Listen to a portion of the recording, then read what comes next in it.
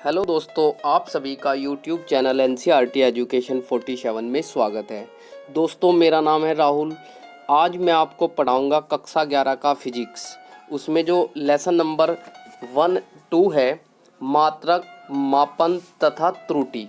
आज हम इसके बारे में जानेंगे बच्चों, ठीक है। और हाँ, अगर अभी तक आप लोगों ने चैनल को सब्सक्राइब नहीं किया है तो प्लीज़ सब्सक्राइब कर लीजिए और बेल आइकन को प्रेस करें ताकि आपको आने वाली हर वीडियो के नोटिफिकेशन प्राप्त होते रहें, ठीक है बच्चों। तो आज हम पढ़ेंगे सबसे पहली जो डेफिनेशन है, मात्रक, ठीक है। मात्रक किसे कहते हैं या मूल मात्रक क्या होते हैं, ठीक है बच्चों। आज हम उनके बारे में जानेंगे। तो देखिए, मात्रक, इसकी डेफिनेशन क्या होगी।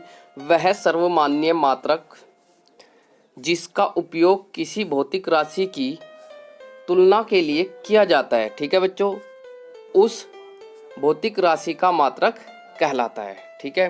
वह सर्वमान्य मात्रक जिसका उपयोग किसी भौतिक राशि की तुलना के लिए किया जाता है, उस भौतिक राशि का मात्रक कहलाता है, ठीक है बच्चों। अब आगे देखेंगे उदाहरण, ठीक है बच्चों। तो इसका जो उदाहरण है, उदाहरण जैसे लंबाई का मात्रक मीटर होता है, ठीक है। ये देखिए, मीटर होता है। द्रव्यमान का मात्रक किलोग्राम होता है। समय का मात्रक सेकंड होता है। और बच्चों, आप इनका सभी का लगभग जानते होंगे, ठीक है। अब देखिए मूल राशियाँ, ठीक है बच्चों। मूल राशियाँ क्या होती है, ठीक है बच्चों। मूल राशियाँ, कुछ राशियाँ ऐसी होती हैं जिनको किसी दूसरी राशि के पदों में व्यक्त नहीं किया जा सकता, ठीक है। मूल राशियाँ क्या होती है बच्चों। कुछ राशियाँ ऐसी होती है जिनको किसी दूसरी राशि के पदों में व्यक्त नहीं किया जा सकता है। ऐसी राशियाँ मूल राशियाँ कहलाती हैं। इनकी संख्या कितनी होती है बच्चों, 7 होती है। मूल राशियाँ कितनी होती है, 7, ठीक है बच्चों। तो आगे देखिए आप लोग, मूल राशि, ठीक है। तो मूल राशि इधर लिखेंगे हम और इसके मात्रक इधर लिखेंगे। मूल राशि के मात्रक, मूल मात्रक यानी कि, ठीक है बच्चों।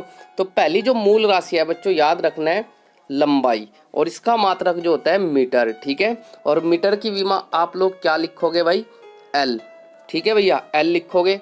अब आगे देखिए आप, दूसरा जो है द्रव्यमान, इसका मात्रक जो होता है, मूल मात्रक क्या होता है, किलोग्राम, और किलोग्राम की विमा हम लिखते हैं एम, ठीक है बच्चों। अब आगे देखिए आप लोग, समय, समय का मात्रक, मूल मात्रक क्या होता है बच्चों, सेकंड, और सेकंड की जो विमा होती है वो हम कैपिटल टी लिखते हैं बच्चों, ठीक है। अब आगे देखिए ताप। तो ताप देखिए बच्चों, ताप का जो मूल मात्रक होता है केल्विन, ठीक है भाई, इसके लिए हम के लिखते हैं बच्चों। अब आगे देखिए बच्चों, चौथा जो होता है, ठीक है, जो चौथा होता है आपका ज्योति तीव्रता। ज्योति तीव्रता क्या होता है भैया, कैंडिला, ठीक है भाई। अब विद्युत धारा, ठीक है, विद्युत धारा का मात्रक जो होता है मूल, वो होता है एम्पियर, ठीक है बच्चों, क्या होता है, एम्पियर। अब आगे देखिए आप, सातवां जो है पदार्थ की मात्रा। पदार्थ की मात्रा का जो मूल मात्रक होता है बच्चों, वो मोल होता है। इम्पोर्टेंट है, याद रखना है आपको, ठीक है बच्चों। अब आगे देखिए व्युत्पन्न राशियाँ, ठीक है भैया। व्युत्पन्न राशियाँ क्या होती हैं, ऐसी सभी राशियाँ जिनको मूल राशियों की सहायता से, ठीक है, ऐसी सभी राशियाँ जिनको मूल राशियों की सहायता से प्राप्त किया जा सके, ठीक है बच्चों, प्राप्त किया जा सके, अथवा जिन राशियों की को मूल राशियों के पदों में व्यक्त किया जा सके, व्युत्पन्न राशियाँ कहलाती हैं, ठीक है बच्चों। तो आपने देखी व्युत्पन्न राशियों की डेफिनेशन जानी। अब आगे देखिए चाल। चाल बराबर क्या होता है, दूरी बटे समय। अब दूरी का जो मात्रक होता है बच्चों, क्या होता है, मीटर, और समय का जो मात्रक होता है बच्चों, वो होता है सेकंड। तो मीटर बटे सेकंड, क्या आया बच्चों, मीटर बटे सेकंड। तो अब देखिए क्षेत्रफल। क्षेत्रफल बराबर क्या होता है, लंबाई गुणा चौड़ाई। यहाँ पे चौड़ाई आएगा बच्चों, ठीक है, चौड़ाई, लंबाई गुणा चौड़ाई। तो बराबर क्या हो जाएगा, चौड़ाई का मात्रक भी मीटर और लंबाई का मात्रक भी मीटर होता है। तो क्या हो जाएगा बच्चों, मीटर स्क्वायर। अब आगे देखिए, आयत का जो क्षेत्रफल होता है, आयत का जो क्षेत्रफल होता है, लंबाई गुणा चौड़ाई। तो लंबाई गुणा चौड़ाई, ठीक है बच्चों। तो यहाँ पे अब लंबाई गुणा चौड़ाई हो जाएगा मीटर गुणा मीटर, ये यहाँ पे गलत है बच्चों, ठीक है। मीटर गुणा मीटर तो हो जाएगा मीटर स्क्वायर। तो जो आयत का क्षेत्रफल होता है वो लंबाई गुणा चौड़ाई। अगर यहाँ पे आयतन होता बच्चों, ठीक है, आयतन, तो आयतन बराबर होता है लंबाई गुणा चौड़ाई गुणा ऊंचाई, ठीक है बच्चों। तो ये ऊंचाई हो जाता, तो तब लिखते हैं मीटर गुणा मीटर, मीटर गुणा मीटर, ठीक है, 3 बार लिखते तो ये आ जाता है मीटर क्यूब।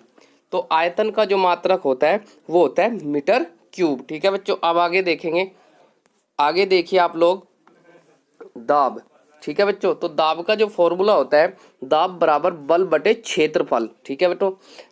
दाब बराबर क्या होता है, बल बटे क्षेत्रफल। अब बल का मात्रक क्या होता है बच्चों, न्यूटन, बटे क्षेत्रफल का मात्रक क्या है, अभी आपने देखा है मीटर स्क्वायर।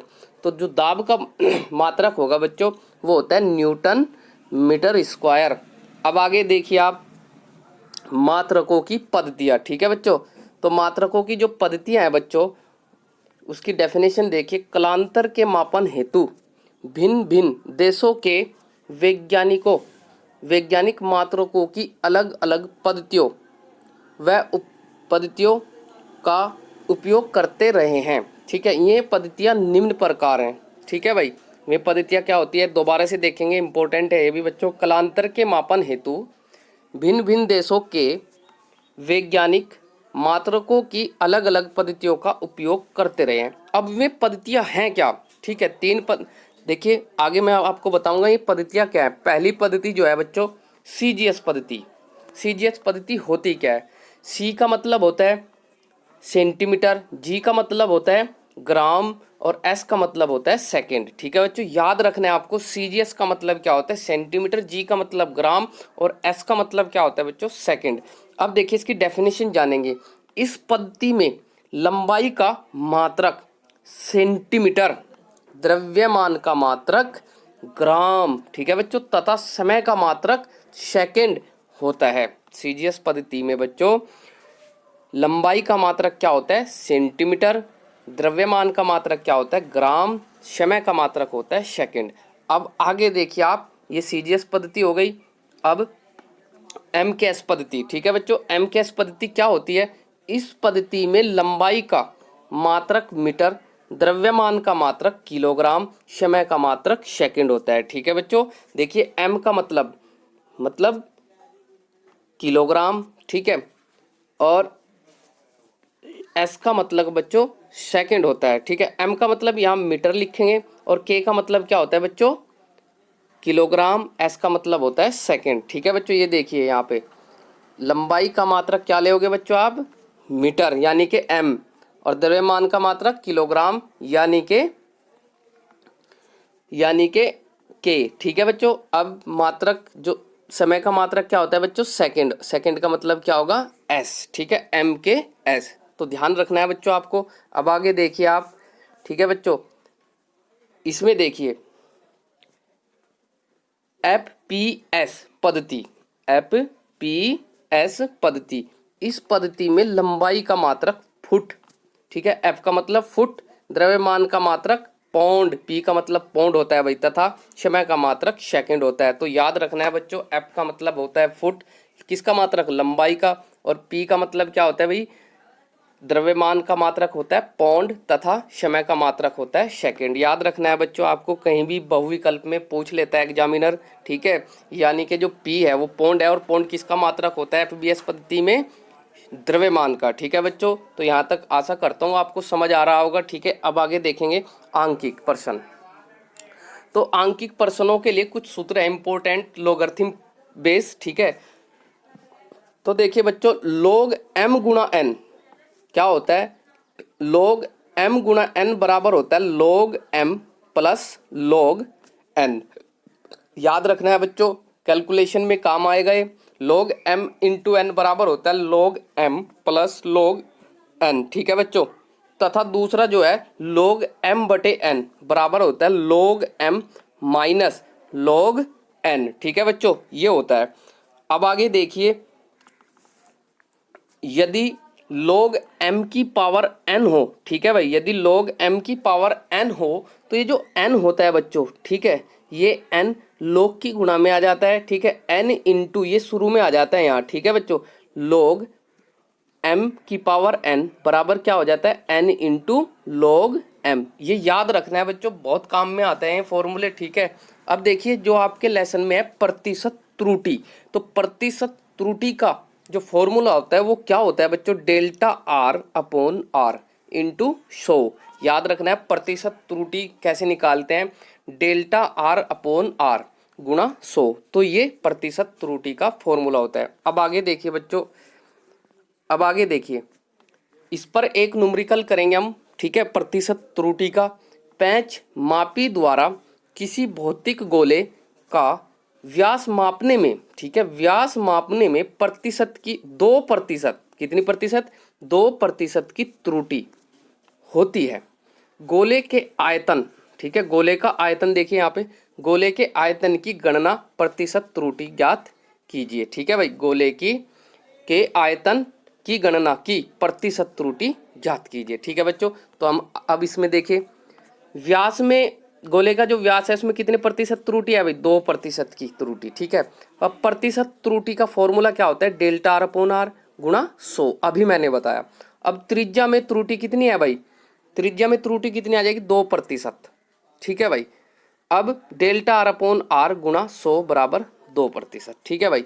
अब आगे देखिए बच्चों, अब डेल्टा r अपॉन r बराबर गुणा 100 बराबर होगा 2%। गोले का आयतन होता है, गोले का आयतन का सूत्र क्या होता है बेटे, 4/3 पाई r क्यूब, ये गोले का आयतन का सूत्र होता है।